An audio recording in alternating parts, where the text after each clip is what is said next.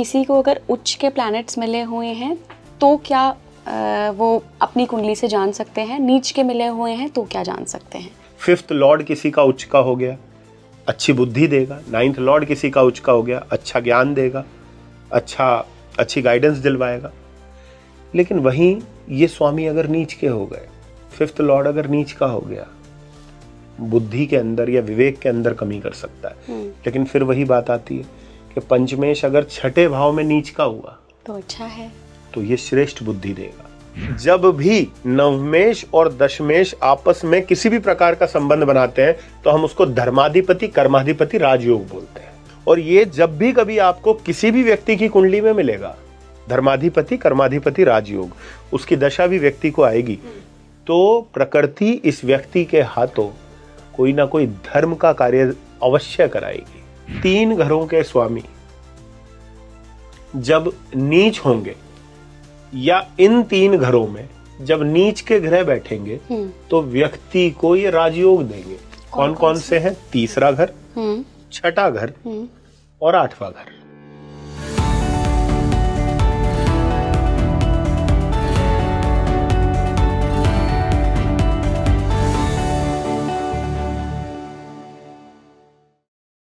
नमस्कार भारत, आप देख रहे हैं स्पीकिंग ट्री। मैं हूं आपके साथ इला गोस्वामी। आप सभी ने कई बार हमें रिक्वेस्ट की थी कि राहुल कौशिक सर के साथ मैं उच्च और नीच के प्लैनेट्स पर एक लंबी बातचीत करूं। तो देखिए, आज के पॉडकास्ट में हमने राहुल कौशिक सर को बुलाया है और हमने उच्च के प्लैनेट्स की क्या सिग्निफिकेंस होती है, नीच के प्लैनेट्स की क्या सिग्निफिकेंस होती है, इस पर बहुत गंभीरता से, बहुत गहनता से बात करी है। कैसे जो नीच के प्लैनेट्स होते हैं वो पर्टिकुलर 12 में से कुछ भावों में बहुत अच्छा रिजल्ट्स देते हैं। नीच भंग राजयोग कब क्रिएट होता है, कौन सी सिचुएशंस होती हैं जब वो सोने पे सुहागा बन जाता है, उच्च के जो प्लैनेट्स होते हैं वो आपको क्या रिजल्ट्स देते हैं।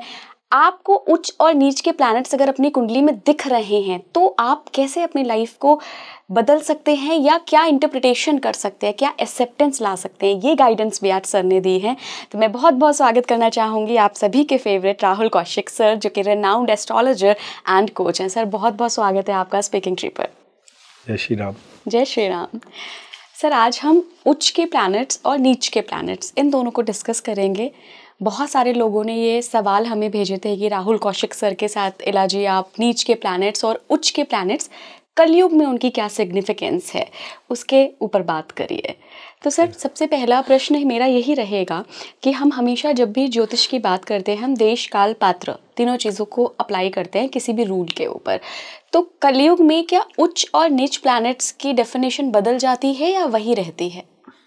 देखिए, सबसे पहली चीज़ ये है कि यहाँ पर हम युग के संदर्भ को थोड़ा हटा देते हैं कि हम सिर्फ ये सोचे कलयुग के। ग्रह तो जब से युग बना है तब से ही ग्रह जो है अपना कार्य कर रहे हैं। तो अगर हम ये कहें कि कलयुग में कोई पर्टिकुलर ग्रह जो है, जैसे आज के समय में एक नैरेटिव चला हुआ है, कलयुग का राजा कौन? राहु। कलयुग का राजा कौन? राहु। यस।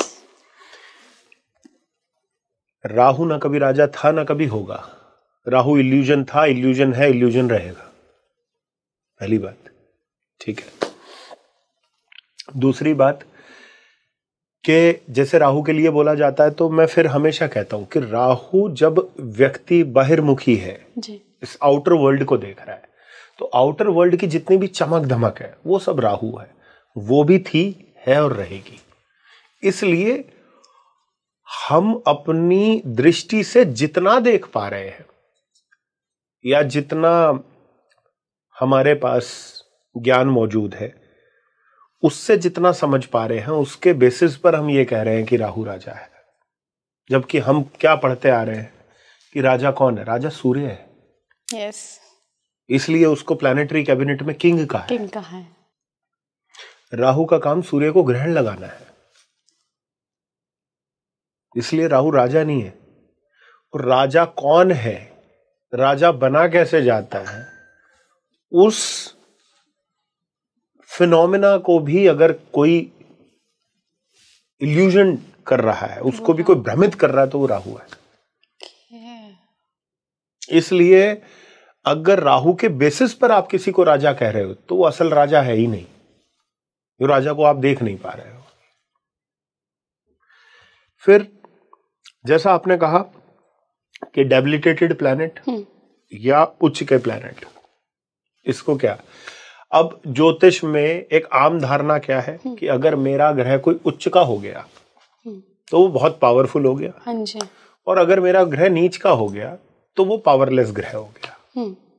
सबसे पहले आप ये समझ लीजिए कि ज्योतिष को अगर आप संपूर्ण रूप से देखोगे तो आपको उसमें पॉजिटिव भी एक रोल दिखेगा, एक नेगेटिव रोल भी दिखेगा। मैं उसका एक उदाहरण आपको देता हूं। मान लीजिए कोई तुला लगन में व्यक्ति जन्मा है जी। तो तुला लगन में व्यक्ति जन्मा, उसका बृहस्पति नीच का है जी। चौथे घर में आ गया, नीच का बृहस्पति आ गया। तो नीच की राशि कौन सी हुई बृहस्पति की? 10 नंबर, मकर राशि। और मकर राशि के ठीक सामने कौन है? कर्क राशि। वो क्या है? वो बृहस्पति की उच्च की राशि हो गई। तो अगर कोई ग्रह नीच का बैठा हुआ है तो सामने जो वो राशि, जिस राशि पे वो दृष्टि डाल रहा है, वो कैसी है? वो उच्च की है। और अगर चौथे घर में किसी का उच्च का ग्रह बैठा हुआ है तो वो उसके ठीक सामने कौन सी राशि है? नीच की। वो नीच की राशि है। अब क्या कहेंगे आप? अब आप क्या बोलेंगे उस व्यक्ति को? अब देखो, इसका एक बहुत अच्छा मैं आपको उदाहरण देता हूं। पराशर जी ने बृहद पराशर होरा शास्त्र में मेंशन किया है कि 3 घरों के स्वामी जब नीच होंगे या इन 3 घरों में जब नीच के ग्रह बैठेंगे तो व्यक्ति को ये राजयोग देंगे। कौन कौन से हैं? तीसरा घर, छठा घर और 8वां घर। अगर इन ग्रहों के स्वामी नीच के हो जाएं या इन 3 घरों में नीच के ग्रह बैठ जाएं, तो ये व्यक्ति को राजयोग देंगे। कैसे देंगे? अब इसका उदाहरण ले लेते हैं। मान लीजिए कोई व्यक्ति वृश्चिक लगन में जन्मा जी। तो वृश्चिक लगन के अंदर तीसरे घर में कौन सी राशि आई? मकर राशि आई। वहां पे किसी का बृहस्पति बैठ गया, नीच का हो गया। नीच का हो गया। अब पराशर जी तो कह रहे हैं ये राजयोग देगा। अब विचार करके देखते हैं कि ऐसा क्या कर रहा है। अगर हम यहां से देखें तो वो 7वीं दृष्टि कौन से घर को डाल रहा है? नवम भाव को, धर्म के भाव को, धर्म को, भाव को। तो धर्म के भाव में राशि कौन सी है? कर्क राशि। कर्क राशि कौन है? बृहस्पति की उच्च की राशि है, एग्जॉल्टेड राशि है। इसलिए तीसरे घर में नीच का होने के बावजूद भी वो आपके भाग्य को जो है वो वृद्धि दे रहा है। और यही राजयोग है। यही पराशर जी बोल रहे हैं राजयोग है। उन्होंने कोई उसको खास एक मेंशन नहीं किया, उसकी कोई कंडीशंस या उसको बहुत इलैबोरेटिव वे में नहीं बोला है। उन्होंने प्रेफर किया है इसको कि भाई ये बहुत अच्छे ग्रह हैं, ये बहुत अच्छा परफॉर्म करेंगे। अब हम अपना तर्क भी तो उस पर लगाए ना कि क्यों कह रहे हैं। ऐसे ही आप छठे घर में आ जाइए। छठे घर में ग्रह नीच का है तो छठे घर के अंदर नीच का ग्रह है। अब छठे घर में क्या होती है? षड्रिपुएं होती है व्यक्ति की। षड्रिपुएं 6 प्रकार की बुराइयां जो है हमारी, काम, क्रोध, लोभ, मोह, मद, मत्सर्य। तो ये सारे जो है छठे भाव से आती हैं, षड्रिपुओं का भाव है। अब वहां पे कोई नीच का ग्रह बैठ गया। अब नीच का ग्रह छठे घर में बैठकर छठे घर को खराब करेगा कि अच्छा करेगा? सोचने वाली बात है। नीच के ग्रह का काम क्या होता है? नीच का ग्रह नॉर्मली ये माना जाता है ना, अगर एक हम नॉर्मल फिलॉसफी समझ लें कि नीच का ग्रह कोई पॉजिटिव प्लैनेट नहीं है, नीचता पे उतर जाता है। वो नीचता पे उतर जा रहा है, खराब कर रहा है। तो छठे घर को खराब कर रहा है। अगर आपकी षड्रिपुएं खराब हो रही हैं तो ये अच्छा है या बुरा है? अच्छा है। ये अच्छा है, क्योंकि षड्रिपुओं को जब वो हानि पहुंचा रहा है तो वहां से वो सप्तम दृष्टि कौन से घर को डाल रहा है? 12वें घर को डाल रहा है। और 12वें घर में कौन है? उसकी उच्च की राशि है। इसलिए छठे घर का ग्रह आपकी परेशानियों को, रोग को, रिपु को, ऋण को नीच का होकर घटाएगा, बढ़ाएगा नहीं। और वहीं अगर छठे घर में उच्च का ग्रह बैठ जाए तो छठे घर को पावर देगा ना। ऑल्दो आपको कंपटीशन विन करा देगा, नौकरी में आपको अच्छी तरक्की दिलवा देगा, लेकिन हम ये क्यों बोल रहे हैं? वो रोग का और रिपु का भी है, ऋण का भी है। वो डेट्स भी आपको बढ़े देगा, वो शत्रु भी आपको बढ़े देगा, वो छोटे शत्रु ही नहीं देगा आपको। तो यहां पे हमें समझना है कि छठे घर के अंदर कोई ग्रह उच्च का बैठ रहा है या छठे घर का स्वामी उच्च का बैठ रहा है तो किस प्रकार का होगा। तो यहां से आपको वो चीज समझ में आ जाती है कि हमेशा उच्च का ग्रह ना तो अच्छा है और ना नीच का ग्रह जो है वो खराब है। इसमें कलयुग के संदर्भ को लेने की आवश्यकता ही नहीं है। आवश्यकता ही नहीं है। अगर हम सिंपल फिलॉसफी को भी समझें, अब तीसरा घर किस चीज का है? तीसरा घर काम का है। बेसिकली काम त्रिकोण में आता है। 3, 7, 11 ये काम त्रिकोण है। और तीसरा घर क्या है? टेम्पटेशन है। आपको लाइफ में कौन सी चीज टेम्प्ट करती है, आप किस चीज के प्रति आकर्षित होते हो, ये तीसरे घर से आता है। और क्योंकि काम जो बेसिकली लस्ट भी आता है, जिसमें वासना आती है, वो तीसरे घर से शुरुआत होती है उसकी। और क्योंकि जो मोक्ष त्रिकोण है, मोक्ष त्रिकोण का जो अल्टीमेट जो एम है वो 12वां घर है। और 12वें घर से ठीक पीछे कौन सा घर है जो आपको मुक्ति लेने से रोकता है? 11वां घर, जो आपकी इच्छाएं हैं बेसिकली। और उसी त्रिकोण का जो स्टार्टिंग पॉइंट है, जो शुरुआती बिंदु है, वो तीसरा भाव है, क्योंकि वहां से आप आकर्षित होना शुरू होते हैं। तो वहां पर अगर एक नीच का ग्रह बैठेगा तो आपके आकर्षण को बढ़ाएगा नहीं, उसको कम करेगा, जो कि एक अच्छी बात है। राइट। वहीं अगर तीसरे घर में उच्च का ग्रह बैठ गया तो ये आपके आकर्षण को बढ़ा देगा। आप आकर्षित भी करोगे और आप आकर्षित भी होगे। समझ गए बात को? तो थर्ड हाउस में डबली प्लैनेट, और ऊपर से क्या है कि तीसरा घर किस चीज का है? परिश्रम का भी है। अब तीसरे घर में अगर उच्च का ग्रह बैठ गया तो वो परिश्रम कैसा कराएगा? उच्च का कराएगा। और तीसरे घर में अगर नीच का ग्रह बैठ गया तो परिश्रम कैसा कराएगा? नीचा कराएगा। और सामने ठीक उसके कौन सा है? नवम भाव है। तो क्या हुआ? कम परिश्रम में इस व्यक्ति का भाग्य उन्नति हो जाएगी। तीसरे घर में नीच का ग्रह ये कह रहा है। इसलिए थर्ड हाउस में बैठा नीच का प्लैनेट भाग्य वृद्धि कर रहा है। छठे घर में नीच का बैठा हुआ प्लैनेट आपकी षड्रिपुओं को कम कर रहा है और आपको मुक्ति के लिए प्रशस्त कर रहा है। और वहीं अगर हम अष्टम भाव पे आ जाए तो अष्टम भाव में अगर कोई ग्रह नीच का है, अब समझना, अष्टम भाव में एक व्यक्ति नीच का ग्रह लेकर बैठा है और एक व्यक्ति जो है वो उच्च का ग्रह लेके बैठा है। अब मान लो कोई 3 नंबर की कुंडली है किसी की, 3 नंबर यानी मिथुन लगन का व्यक्ति है। मिथुन लगन के व्यक्ति की कुंडली में 8वें भाव में 10 नंबर राशि है। तो उच्च का ग्रह कौन हुआ वहां पे? मंगल हो गया। ठीक है। तो अब मंगल जो है वो सेकंड हाउस को देख रहा है।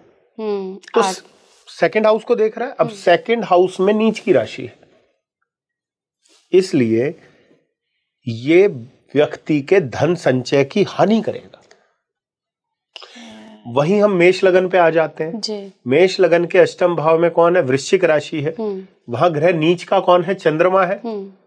लेकिन ठीक सामने दूसरे घर को देख रहा है। वहां पे राशि कौन सी है? वृषभ राशि है, जो चंद्रमा की उच्च की राशि है। इसलिए अब आप मेरे को बताइए कि मेष लगन में जिसका चंद्रमा अष्टम में है उसके पास धन संचय अच्छा होगा कि मिथुन लगन में जिसके पास अष्टम का मंगल है उसके पास धन संचय ज्यादा होगा? उत्तर आपके पास है, इसका चंद्रमा है। इसलिए अष्टम में नीच ग्रह का होना आपके धन संचय में वृद्धि करेगा। समझ रहे हैं आप बात को? जी। तो अब इस चीज को कैसे भी आप ले लीजिए, ठीक है। अब मान लीजिए कोई धनु लगन का व्यक्ति है। अब धनु लगन के व्यक्ति के चार्ट में लग्नेश अष्टम में उच्च का हो जाता है, क्योंकि अष्टम भाव में कर्क राशि है। तो धनु लगन का अगर बृहस्पति अष्टम भाव में होगा उच्च का हो जाएगा। लेकिन सामने तो नीच राशि है सेकंड हाउस में, इसलिए धन संचय इतना अच्छा नहीं देगा, लेकिन अष्टम भाव को बहुत इंप्रूव कर देगा। संघर्ष भी बढ़ाएगा, प्रॉब्लम्स भी बढ़ाएगा, लेकिन इंट्यूटिव भी बनाएगा, एस्ट्रोलॉजर भी बनाएगा। तो आप चाहे उच्च के ग्रह को पकड़े तो उसके भी अपने प्रोज एंड कॉन्स है, नीच को पकड़े तो उसके भी अपने कुछ प्रोज एंड कॉन्स है। लेकिन एज आई सेड कि अगर पराशर जी ने किसी बात को कहा है कि तीसरे भाव में, छठे भाव में और अष्टम भाव में अगर नीच के ग्रह हैं और वो अच्छा फल देंगे तो उसके रिजल्ट्स अभी हमने समझे हैं कि क्यों अच्छे हैं। अच्छा, ऋषि पाराशर ने उच्च के ग्रहों के लिए भी कोई हाउसेस बताए हैं कि जो उच्च के ग्रह होते हैं वो इन हाउसेस में अच्छा रिजल्ट देते हैं? देखिए, कोई भी पावरफुल प्लैनेट जो है उसको अगर एक अच्छा क्षेत्र मिलेगा कार्य करने के लिए तो वह और अच्छा काम करेगा। समझ रहे जी। मतलब एक सपोज कीजिए कोई बहुत ज्ञानी व्यक्ति है, एक ज्ञानी व्यक्ति को आपने बेसलेस जगह दे दी काम करने के लिए, तो उसके पास ज्ञान होते हुए भी उस ज्ञान का कोई एप्लीकेशन वो नहीं कर पा रहा है। वहीं आपने उसको एक अच्छा क्षेत्र दे दिया, अच्छा प्लेटफॉर्म दे दिया, तो वहां पे वो बहुत अच्छे से परफॉर्म कर पाएगा। यही चीज उच्च के प्लैनेट के लिए है। अगर उच्च के ग्रह को कोई बहुत अच्छा हाउस मिल रहा है, लेट्स से 10th हाउस मिल रहा है, बहुत अच्छा परफॉर्म करेगा। अच्छा। कर्म का स्थान है। और कोई भी प्लैनेट हो, अगर 10th हाउस में सूर्य उच्च का हो तो अच्छा ना, मान प्रतिष्ठा देगा। मान प्रतिष्ठा देगा, नाम देगा, व्यक्ति का नाम करेगा, उसको एडमिनिस्ट्रेटिव रोल्स भी देगा। उसको गवर्नमेंट के अंदर भी कोई पद दे सकता है अगर बाकी चीजें उसको सपोर्ट कर रही हैं तो अगर उच्च का ग्रह अच्छे घर में है तो घर को बढ़ा देगा, बढ़ा रहा है। और उच्च का ग्रह अगर नेगेटिव हाउस में है तो खराब हो गया। इट्स लाइक कि किसी व्यक्ति के पास एक बहुत अच्छी पावर थी और वो डैमेज हो गई, उसको जगह ही नहीं मिली काम करने के लिए। और वहीं दूसरी तरफ नीच के ग्रह के साथ अच्छी चीज क्या हो रही है कि नीच का ग्रह एक नेगेटिव रूप में था और नेगेटिव हाउस में चला गया, तो क्या किया, उस घर की नेगेटिविटी खराब कर दी। इसलिए तीसरे, छठे और आठवें घर जो है, ये तीनों ही एक लिहाज से नेगेटिव माने हैं। तीसरा काम जागृत कर रहा है, छठे घर में षड्रिपु है, अष्टम भाव में आपकी परेशानी है। अब यहाँ पे नीच के ग्रह बैठ गए तो ये उन घरों को खराब करेंगे जो आपके लिए अंत में बहुत अच्छी बात है। राइट, ये है। सर, श्री रामचंद्र की कुंडली जो है, जो हमें देखने को मिलती है जनरली, जिस पर लोग डिस्कशन करते हैं, कर्क लग्न की कुंडली है और बृहस्पति उनके लग्न में ही बैठे एग्जॉल्टेड होके बैठे। तो क्या ऐसे लोग, और हमने श्री रामचंद्र जी का जीवन देखा है, उन्होंने ईश्वर का अवतार थे, विष्णु का अवतार थे, कितना स्ट्रगल किया, एक राजा होके वनवास गए, तो क्या एग्जॉल्टेड बृहस्पति लग्न में ऐसे संघर्ष देता है? देखिए, सर्वप्रथम तो हम ये कहें कि प्रभु श्री रामचंद्र, जिनको हम भगवान मानते हैं, अगर उनकी कुंडली पर भी इस प्रिंसिपल को हम लगा लें, यही जिसकी अभी हमने उच्च या नीच की बात करी, तो जैसे मैंने कहा, रोग रिपु ऋण, रोग रिपु और ऋण, ये छठे घर से आते हैं। उनकी कुंडली में कर्क लगन में छठे घर का स्वामी कौन हुआ? बृहस्पति। अब बृहस्पति का वर्ण क्या है? आप जाएंगे और पराशर शास्त्र पढ़ेंगे तो वहां पे ग्रहों के ना वर्ण दिए गए हैं। अच्छा। जैसे बृहस्पति और शुक्र क्या है? ये ब्राह्मण वर्ण है। ठीक है, तो छठे घर को रूल कौन कर रहा है? बृहस्पति कर रहा है। कहाँ गया? लगन में गया, उच्च का हो गया। आप सोच सकते हो शत्रु कैसा होगा? उच्च का शत्रु होगा। और कौन होगा? उच्च कोटि का ब्राह्मण होगा, क्योंकि वो बृहस्पति है, रावण। और ये सब जानते हैं कि रावण जैसा विद्वान आज तक ना हुआ है ना होगा। उससे विद्वान कोई नहीं था। वो इतना विद्वान व्यक्ति कि वो ग्रहों को जिसने बंदी बना रखा हो, ग्रह जिसकी कैद में हो, तो उससे विद्वान व्यक्ति क्या होगा? हम ग्रहों के बारे में पढ़ रहे हैं ना, उसने ग्रहों को बंदी बना रखा था। किस कोटि का बुद्धिमान व्यक्ति होगा? वो कौन बता रहा है? वो स्वयं भगवान श्री रामचंद्र की कुंडली बता रही है कि वो किस जो है वो किस स्तर के व्यक्ति से उनको चुनौती आएगी। वो छठे घर का जो स्वामी है वो बता रहा है। फिर अब चतुर्थ भाव पे चले जाइए। चतुर्थ भाव किस चीज का है? अगर आप ज्योतिष पढ़ेंगे तो चतुर्थ भाव जो है वो राज सिंहासन देता है basically. Throne comes through 4th house. 10th house भले रिकॉग्निशन है, लेकिन चौथे घर से सिंहासन आता है। अब वहां कौन बैठा है उनका? आप देखिए, कर्क लगन की कुंडली है, बनी हुई है, जो हमें बताई गई है शास्त्रों में। वहां पे अष्टमेश शनि बैठा हुआ है चौथे घर में। अब 8th लॉर्ड जो है वो परेशानियों का है, स्ट्रगल का है, और वो कहाँ बैठा है? चौथे घर में बैठा है, सिंहासन पे बैठा है। आज अनाउंसमेंट हो रही है कि आप राजा बनोगे और कल के दिन जो है वो आपको घर छोड़ के जो है वनवास लेना पड़ रहा है। 8th लॉर्ड इन 4th हाउस, एग्जॉल्टेड हो गया। डेबिलिटेटेड होता तो वनवास नहीं जाना पड़ता। डेबिलिटेटेड हो गया ना, वो उसकी इंटेंसिटी को कम कर दिया। एग्जॉल्टेड है, एग्जॉल्टेड ने परेशानी छोटी मोटी नहीं देनी है ना, बड़ी देनी है। अब देखो, और सर उनका मंगल भी 7th हाउस में 10वीं राशि, 10वें घर का जो मंगल है, वो 10वें भाव का जो स्वामी है मंगल, वो 7th भाव में उच्च का हो रहा है। तो अब यहां पर बात आ रही है कि उनके अंदर जो बुद्धि आ रही है, जो कर्म करने का एक बल उनको मिल रहा है, वो कहां से मिल रहा है? वो दशम भाव के स्वामी के उच्च होने से मिल रहा है, जो केंद्र में बैठ के उनको वो शक्ति दे रहा है। और क्योंकि नवमेश कौन हुआ? नवमेश कर्क लगन में कौन हुआ? बृहस्पति हुआ। दशमेश कौन हुआ? मंगल हुआ। इसलिए जब भी नवमेश और दशमेश आपस में किसी भी प्रकार का संबंध बनाते हैं तो हम उसको धर्माधिपति कर्माधिपति राजयोग बोलते हैं।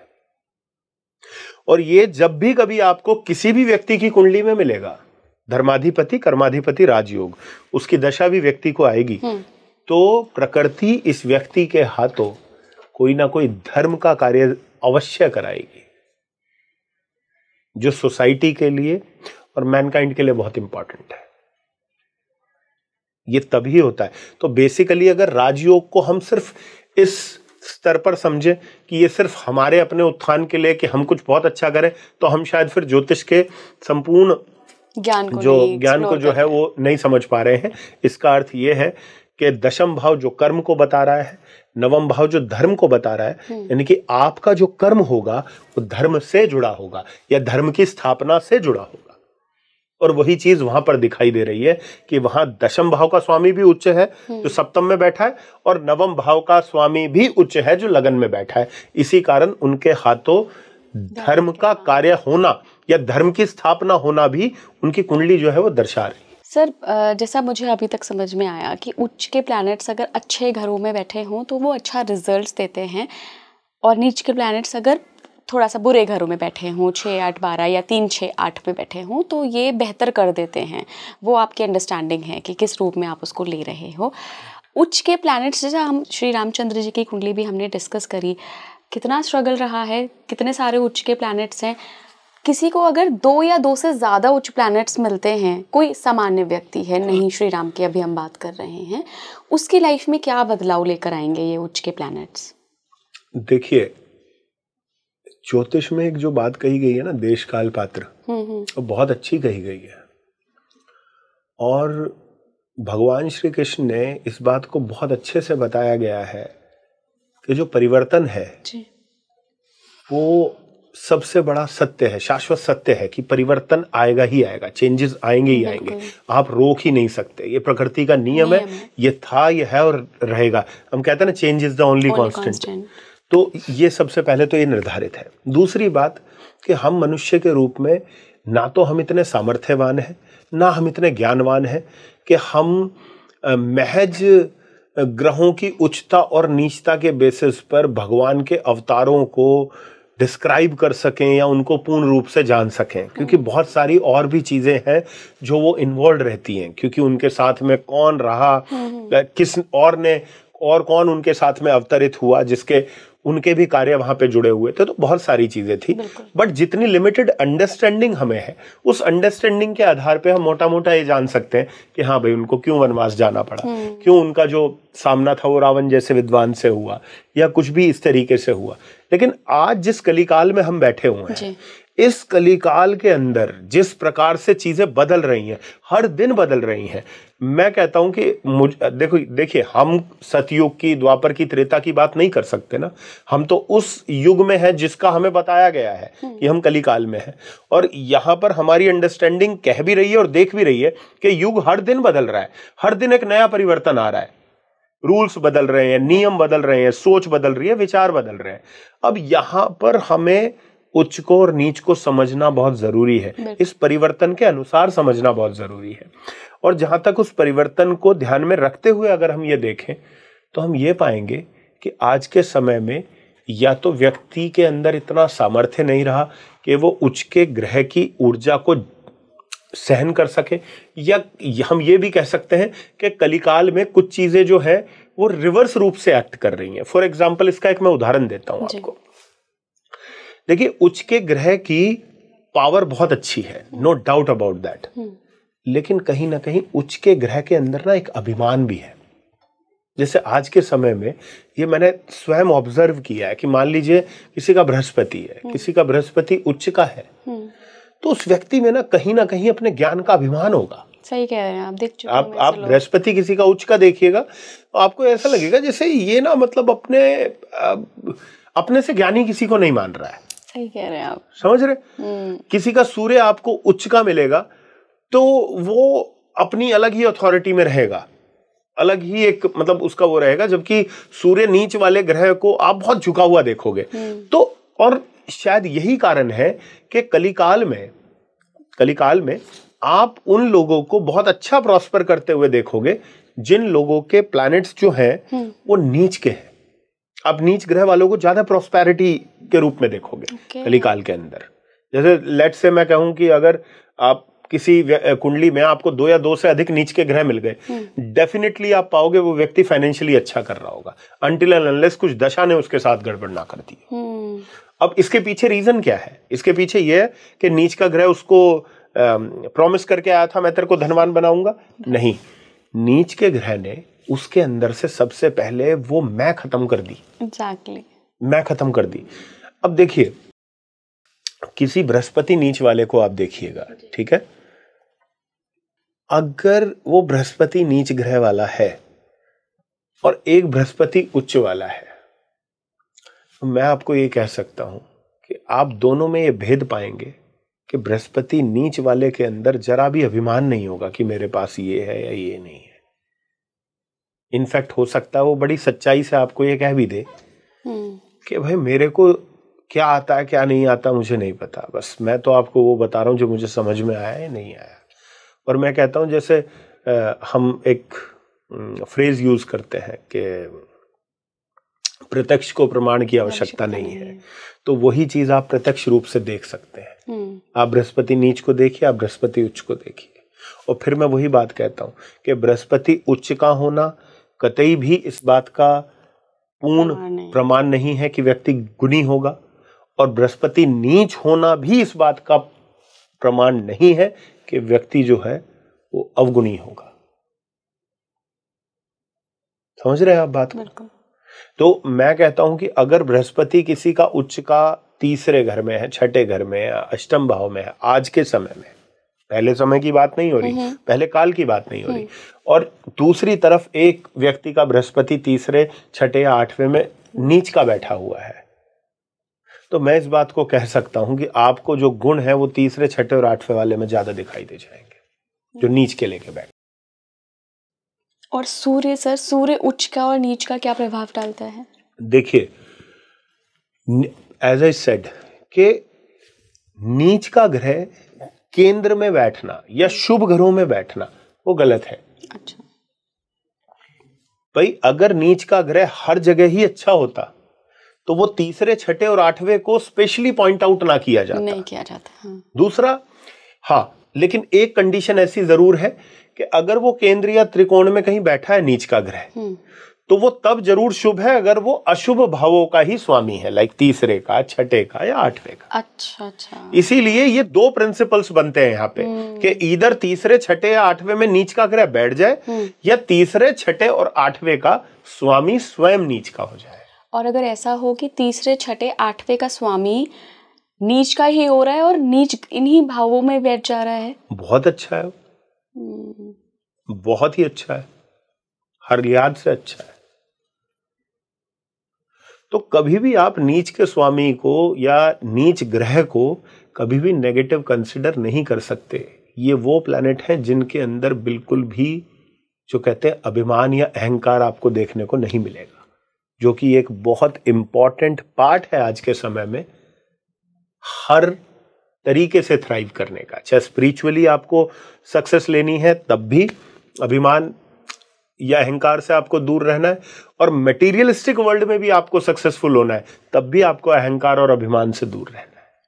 सर, क्या ऐसा भी होता है, correct me if I am wrong, कि सूर्य अगर जब भी डेबिलिटेटेड होता है तो पद, प्रतिष्ठा, सम्मान में वृद्धि नहीं हो पाती है? मैं कहता हूं अगर यही सूर्य किसी का मीन लगन में हो, तो मीन लगन में सूर्य अगर नीच का हो गया, अष्टम भाव में हो गया, तो मैं कहता हूं उस व्यक्ति को मान, प्रतिष्ठा, सम्मान सब मिलेगा। आप किसी भी मीन लगन के व्यक्ति को उठाइए जिसका सूर्य अष्टम भाव में हो, उसको मान प्रतिष्ठा अवश्य मिली होगी। आप किसी भी जो है वो वृषभ लगन के व्यक्ति को उठाइए जिसका सूर्य जो है छठे भाव में नीच हुआ हो, उसको मान प्रतिष्ठा अवश्य मिलेगी। आप किसी सिंह लगन के व्यक्ति को उठाइए, जबकि सिंह लगन में तो सूर्य वैसे ही एक बहुत इंपॉर्टेंट प्लैनेट बन जाता है बिकॉज लग्न लॉर्ड है, लेकिन तीसरे घर में नीच का हो गया। मैं कहता हूं किसी भी 2 सिंह लगन वाले लोगों को आप उठाइए, एक वो जिसका सूर्य तीसरे घर में है, नीच का है, और एक वो जिसका सूर्य नवम भाव में है, उच्च का है। मैं कहता हूं सूर्य जिसका तीसरे घर में होगा उसको मान प्रतिष्ठा ज्यादा मिलेगी, डेबिलिटेटेड होकर भी। क्योंकि अगेन क्वेश्चन ये है कि अगर वो डेबिलिटेटेड है तो कहां है, और अगर वो एक्सॉल्टेड है तो कहां है, सवाल ये उठता है। सर फिर नीच भंग राजयोग का क्या कॉन्सेप्ट होगा? क्योंकि जनरली ऐसा कहा जाता है कि अगर आपको डेबिलिटेटेड प्लैनेट्स मिले हैं तो वो आपका बहुत सारी चीज़ें बहुत क्षेत्र में आपको खराब करेंगे, लेकिन अगर यही नीच भंग हो जाए और या नीच भंग राजयोग बन जाए, 2 से ज़्यादा रूल अगर अप्लाई हो जाए तो वो राजयोग बन जाता है, जो टेक्स्ट में लिखा है, तो वो तब बहुत बढ़िया रिजल्ट देता है। देखिए नीच भंग क्या है ना, नीच भंग की कुछ कंडीशंस होती हैं, जैसे मैं उनमें से जो मुख्य 2 कंडीशन है वो डिस्क्राइब आपको करता हूं, जो मुख्य रूप से है कि नीच भंग राजयोग की जो प्रमुख जो एक कंडीशन है वो ये है कि मान लीजिए किसी का बृहस्पति मकर राशि में है, नीच का है। अब मकर राशि का स्वामी कौन है? शनि है। तो एक कंडीशन ये बनती है कि बृहस्पति मकर राशि में नीच का है और शनि जो उसका स्वामी है वो उसको दृष्ट कर ले, तो वो उसकी नीचता को खत्म कर देता है। किसी घर के अंदर कोई ग्रह नीच क्यों हो रहा है पहले ये समझो। क्योंकि घर का स्वामी और उस घर के, उस प्लैनेट के, ग्रह के जो एट्रीब्यूट्स हैं वो मैच नहीं कर रहे हैं आपस में। वो कुछ कहना चाह रहा है, ये कुछ कह रहा है, तो वो चीजें अलग जा रही हैं। जैसे बृहस्पति शनिदेव की कुंडली में नीच क्यों होते हैं, सोचने वाली बात है। जबकि काम देखो तो कोई बहुत अलग कार्यशैली नहीं है दोनों की। एक जो है वो गुरु के रूप में काम करता है, एक जो है वो न्याय के देवता है। वो इसलिए क्योंकि बृहस्पति में दया है, बृहस्पति में करुणा है। बृहस्पति उस साधु के समान है कि बिच्छू बहता जा रहा है, चलो भाई निकाल के रखा साइड में, डंक मार दिया, फिर रखा, फिर डंक मार दिया। तो कोई पूछ रहा है कि भाई आप ऐसा क्यों कर रहे हो, बोल रहे ये बिच्छू होके स्वभाव नहीं त्याग रहा है तो मैं अपना साधु होके स्वभाव क्यों त्याग दूं। जबकि शनिदेव क्या कह रहे हैं, अच्छा तूने डंक मारा है, अब तुझे इसका फल भुगतना पड़ेगा कि तूने डंक मारा। अब तूने इस व्यक्ति को पीड़ा दी तो तुझे भी देनी पड़ेगी। जबकि एक संत क्या कहेगा, संत कहेगा ठीक है छोड़ देते हैं। तो बृहस्पति जब मकर राशि में नीच होते हैं वो इसीलिए होते हैं क्योंकि बृहस्पति कहेंगे कि मुझे दया और करुणा से चलना है, और शनि कहेंगे नहीं भाई मुझे तो कर्म सिद्धांत पे चलना है। अब जब नीच भंग राजयोग होता है तो वहां पर बृहस्पति मकर राशि में और शनि उसको देख रहे हैं, तो शनि कहीं ना कहीं उस घर के मालिक होते हुए, उस मकान मालिक होते हुए वो उसको गो अहेड कर रहे हैं, कोई बात नहीं, यहां तू अपना कार्य कर सकता है, यहां मैं तुझे एज अ हाउस ओनर एक राइट दे रहा हूं, तू अपने ढंग से रह ले। फॉर एग्जाम्पल कि आप किसी घर के अंदर 10 टेनेंट्स आए, उनमें से 9 टेनेंट जो है वो निकल गए। क्यों? क्योंकि उनको मकान मालिक के अकॉर्डिंग चलना पड़ा, भाई तुम ऐसे करोगे, ऐसे करोगे, ऐसे करोगे, ऐसे करोगे। लेकिन एक टेनेंट कोई ऐसा आया जिसको मकान मालिक ने बोला चल ठीक है तुझे जैसे रहना है तू ऐसे रह ले, तो वो कंफर्टेबल हो गया, वो कंफर्टेबल हो गया। वही चीज आप नीच भंग राजयोग पे लगा सकते हो कि जिस राशि में स्वामी कोई भी ग्रह नीच का हो रहा है, अगर उसी का स्वामी उस ग्रह को देख रहा है तो उस ग्रह को बल प्रदान कर रहा है, एक कंफर्ट प्रदान कर रहा है अपने तरीके से कार्य करने का। इसलिए नीच भंग राजयोग वहां पे एक राजयोग में कन्वर्ट हो जाता है बेसिकली। लेकिन हम ये कहें तो कि वो रिजल्ट एकदम देगा, तो ऐसा बिल्कुल भी नहीं है। It takes time. वो पहले इनिशियली स्ट्रगल देगा और इनिशियल स्ट्रगल के बाद जो है उसको राइज करना शुरू होगा। अब इसको वैसे ही समझते हैं, ठीक उसी एग्जांपल से जो अभी हमने समझा कि मकान मालिक, अब बृहस्पति गए शनिदेव के घर में रहने। अब शनिदेव एकदम से तो नहीं देखें चाहेंगे ना कि अपने अकॉर्डिंग काम करना शुरू कर दे, वो दया भी दिखा रहा है, करुणा भी दिखा रहा है। वो कह रहा है भाई ये तो मेरा माहौल खराब कर रहा है, मेरा काम तो एक्शन और रिएक्शन का है, जैसा एक्शन होगा वैसा रिएक्शन होगा। लेकिन धीरे धीरे, जैसे शनि का काम है ना, शनि शनि, तो वो देखेंगे धीरे धीरे धीरे धीरे धीरे धीरे with due course of time उन्हें समझ में आएगा बृहस्पति का स्वभाव कैसा है, अच्छा है कि बुरा है, वो सही कर रहे हैं गलत कर रहे हैं। तो फिर वो बृहस्पति को तथास्तु कह देंगे एक सर्टेन समय के बाद। इसलिए नीच भंग राजयोग में एक प्लैनेट इनिशियली आपको स्ट्रगल देता है, लेकिन फाइनली आपको आउटकम अच्छा दे देता है। That is why it is called as नीच भंग राजयोग। और यही सर आपका रूल अगर हम 3, 6, 8 में लगाएं कि जहां नीच के प्लैनेट अच्छे रिजल्ट दे रहे हैं, क्योंकि वो उन खराब ग्रहों में, खराब घरों में बैठकर उसको सही कर दे रहे हैं, और इन घरों में नीच भंग राजयोग हो जाए तो क्या ये फिर उसकी शुभता को खराब कर देंगे? नहीं नहीं नहीं, अच्छा। नहीं, ऐसा बिल्कुल भी नहीं है। बिकॉज देखिए प्लैनेट का जो अपना नैसर्गिक स्वभाव है, और क्योंकि वो नेगेटिव हाउस हैं जिनको खराब ही किया गया है, और वहां पे अब नीच भंग भी हो गया, तो अब ये प्लैनेट जो आपको देने आया ये और अच्छे से देगा। राजयोग मतलब इंटेंसिटी बढ़ गई उसकी, क्योंकि वो पहले ही एक राजयोग बन गया है ना। देखिए नीच भंग राजयोग एक राजयोग है, तो एक सर्टेन काइंड ऑफ राजयोग है, लेकिन ग्रह का तीसरे, छठे, 8वें में होना और नीच होना वो अपने आप में राजयोग है, चाहे उसमें नीच भंग हो या ना। आपने शुरुआत में वो स्वयं एक राजयोग है, तो वहां पे नीच भंग राजयोग की आवश्यकता ही नहीं है। लेकिन अगर वो भी हो गई तो ये एक बढ़ गया है ये चीज, सोने पे सुहागा। हाँ करेक्ट। सर हमारे बारे में लोग क्या सोचेंगे, क्या परसेप्शन है लोगों का, हमें कैसे देखते हैं, ये हम 7th हाउस से देखते हैं। देखिए उसका रीजन है, फर्स्ट हाउस हम है, फर्स्ट लॉर्ड जहां जाता है ये किसके बारे में बता रहा है? हमारे बारे में।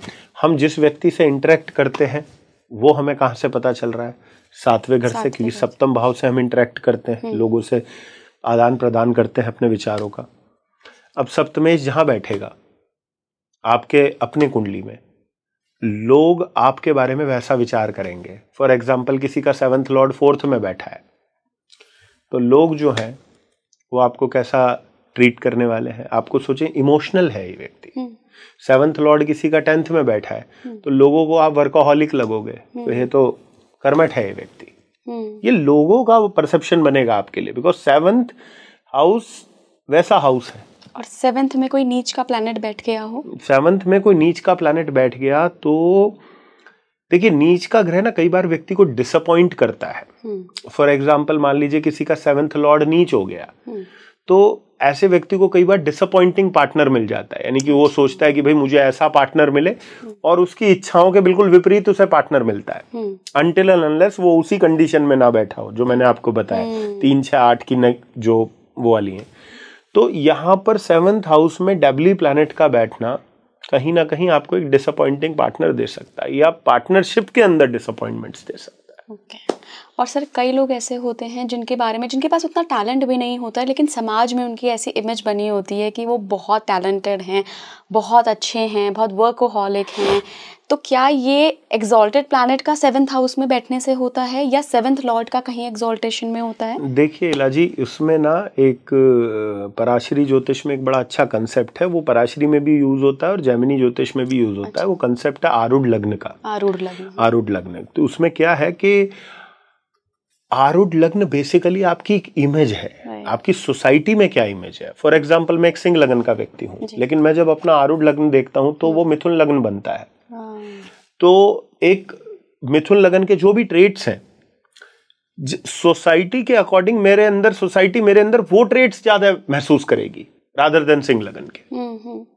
ऊपर से फिर वही बात आती है कि इमेज के केस में भी आपको आरूढ़ लग्न बहुत इंपॉर्टेंस रखता है। लाइक आरूढ़ लग्न के अंदर आपके कैसा ग्रह बैठा है, आरूढ़ लग्न से सप्तम भाव में आपके कैसा ग्रह बैठा है, वो बहुत इंपॉर्टेंट है। अब आप कई बार आप ये देखेंगे कि किसी का आरूढ़ लग्न के सप्तम भाव में अगर कोई शुभ ग्रह बैठा है, उसकी दशा आ गई, तो वो व्यक्ति की फेम को बहुत बढ़ा देगी, भले वो बर्थ चार्ट में कैसा भी बैठा हो, बिकॉज वो आदमी की इमेज से कनेक्ट हो गया। वहीं आरूढ़ लग्न मान लीजिए किसी का किसी उससे भी रिलेटेड है, लेकिन आरूढ़ लग्न से मान लो कोई नेगेटिव प्लैनेट जो है वो ट्रांजिट कर रहा है, नेगेटिव प्लैनेट जो है आरूढ़ लग्न से ट्रांजिट कर रहा है, वो व्यक्ति की इमेज को खराब कर सकता है।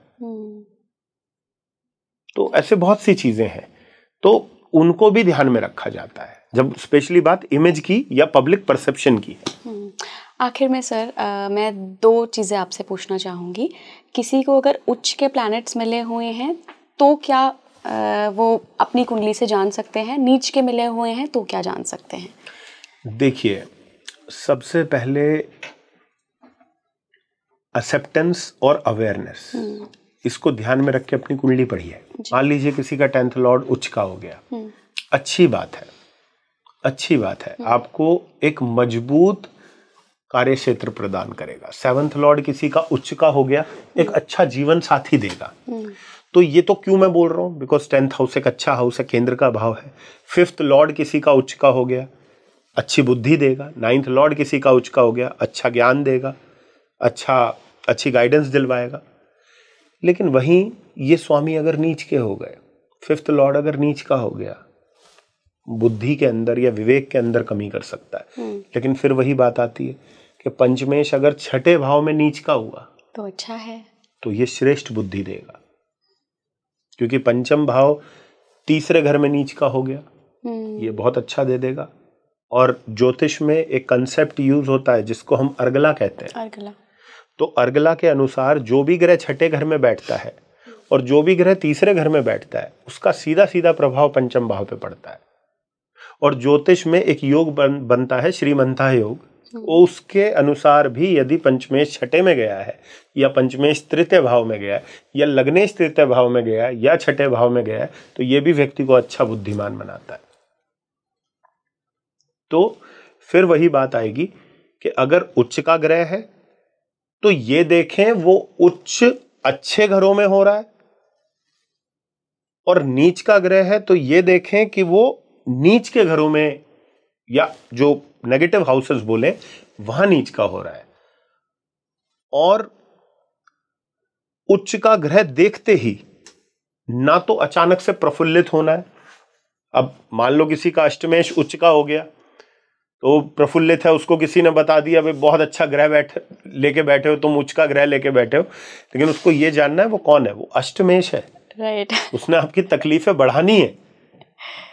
तो एक अवेयरनेस तो आपको पहले ये हो जानी चाहिए कि तकलीफें बढ़ी आएंगी, और दूसरा पॉजिटिव साइड क्या है जो आपको एक और एक्सेप्टेंस आप ले सकते हो अपने अंदर, वो ये ले सकते हो आपको अच्छी इंट्यूशन देगा। ओके। आपको बिना कमाया धन भी दे देगा, कहीं से जो आपने वो नहीं किया वहां से आपको लाभ करा देगा, इनहेरिटेंस दे देगा, आपको एक अच्छी सिद्धि प्रदान कर देगा किसी ना किसी रूप से, और आपको रिसर्च या ज्योतिष के क्षेत्र में बहुत अच्छा करा देगा। तो हर चीज के प्रोज एंड कॉन्स देखने हैं, उसके अकॉर्डिंग एक्सेप्टेंस और अवेयरनेस क्रिएट करनी है। बिल्कुल बिल्कुल। बहुत बहुत धन्यवाद सर जुड़ने के लिए। यस। आप मुझे बताइएगा कि आपकी कुंडली में कितने उच्च के प्लैनेट हैं, कहाँ उनकी प्लेसमेंट्स है, क्या आपको नीच के प्लैनेट्स मिले हैं, अगर वो 3, 6, 8 में बैठे हैं तो भी मुझे बताइए। कैसा लगा ये पॉडकास्ट ये भी बता के जाइएगा। जुड़े रहिए स्पीकिंग ट्री के साथ। नमस्कार।